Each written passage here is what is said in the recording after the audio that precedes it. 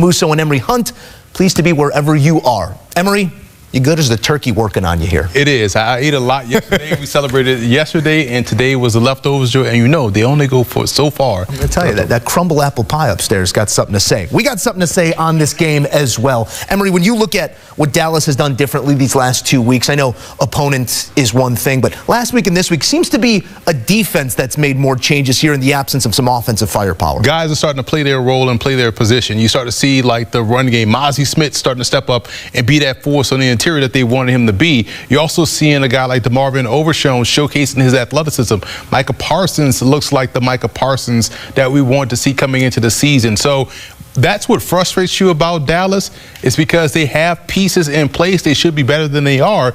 But that's what also excites you about Dallas, because they have pieces and you know they are better than what they're currently playing. And we saw that today, albeit the Giants. But again, this was an easy spot for the Giants to come in and probably take advantage of a Cowboys team overlooking them. Yeah. And so they did what they had to do, knocked out the Giants in an impressive fashion. Felt like last week specifically with DeVito coming in. Obviously, DeVito not available for this one. It was Drew Lock. But last week was the change in discourse from let's figure something out to let's get our eyes on the top of this draft class. This loss leaves them in line for something special near the top of that draft. Just 2 wins this season for the Giants.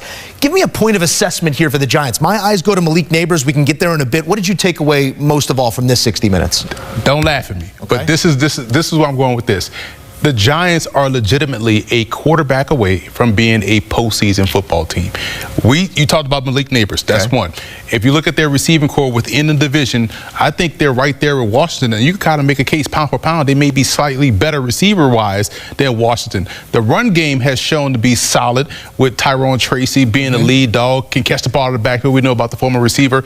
And we know on defense you have Dexter Lawrence and you have Kayvon Thibodeau, and they have to rebuild everything else. But I do feel like the offense showed you today with Drew Lock, they have enough to be successful. Theo Johnson, the young tight end, was showcasing his skill set out there, catching the football, making some athletic plays after the catch. The offensive line, I feel like, is stable when healthy, and they picked up Greg Dulcich on the practice. Now, 2 away. You got some other pieces that you need. Everybody always assessing personnel in the offseason, but the biggest move forward for this team is going to be finding that franchise quarterback. There's still football out in front of New York, and some matchups that you don't want to be embarrassed within as well. What does the rest of this season look like for the Giants if this is ultimately the best effort that you're going to get here against the Dallas Cowboys? Yeah, you want to see who wants to be there. And, you know, you see this in college football where you kind of are limping toward the back end of the season, and you want to find out who's going to be your guys to go to in the spring. If you're this coaching staff, you plan to be around, who's going to be the guys you can count on next season? We just named some of the guys that's going to be their cornerstone players, like your Malik Neighbors on offense.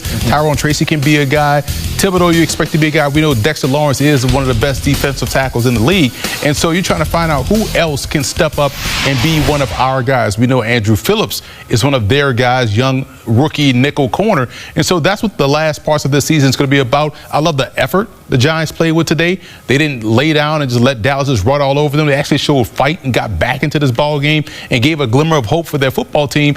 And so we'll see how they finish it out. But I think it's all about finding out who can you trust next season. Let's go through that same thought experiment with Dallas, because this is the team only playing for the future now in the absence of their star quarterback. But again, still pieces there. Will Micah Parsons re-sign? That's another question. Sack and a half, a highlight on the defense in this effort. But Rico Dowdle, have they found a feature back there? First 100-yard rusher for the Dallas Cowboys in 26 games. What I loved about what he did today was the fact that he got into that running back groove where you're getting those consistent carries. So now you can anticipate a lot better. The game starts to slow down for you in terms of what you're doing running the ball. You could see things clearly, and because of that, he had his best day running the football. He just looked natural. He looked explosive. He looked in tune with the blocking scheme. Everything just worked and allowed Cooper Rush to operate well off play action. So, yes, they have great talent with Rico Dowdle. We talk about Jerry Jones and how he can acquire talent.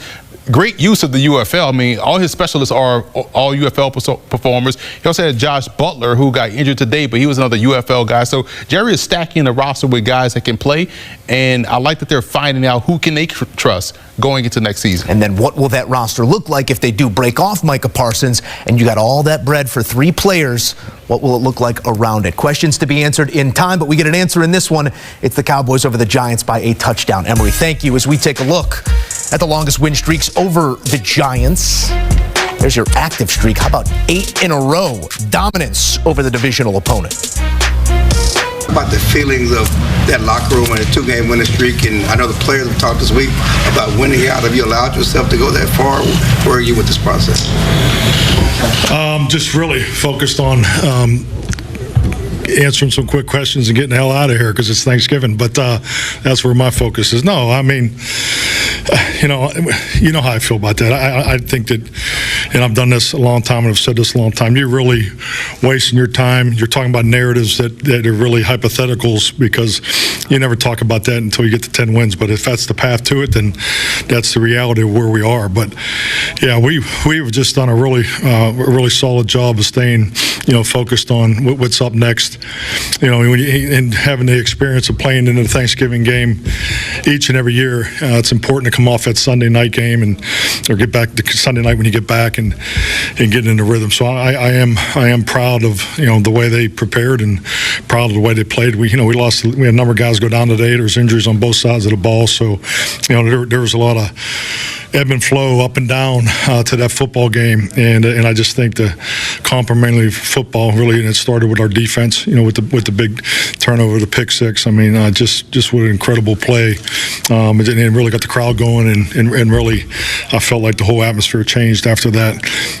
So I'm just proud of them, the way they're staying after it. It's one game at a time, but you do look festive in your Thanksgiving outfit. I think we all should take note. Mike Todd for the Espn. I don't know if you know this, but it's your first home win.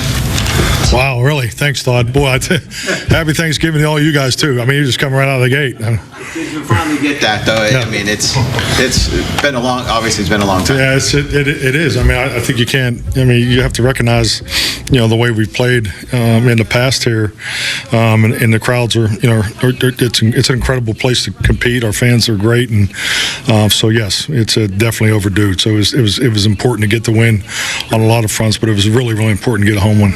You mentioned Marion's interception return. What did you see of the play? Like, can you just were you watching it? Did you see you see him first hit Singletary, then the deflection? Yeah, definitely. I mean, it looked like a championship volleyball play. I mean, just the hand-eye coordination, and anticipation, the tip.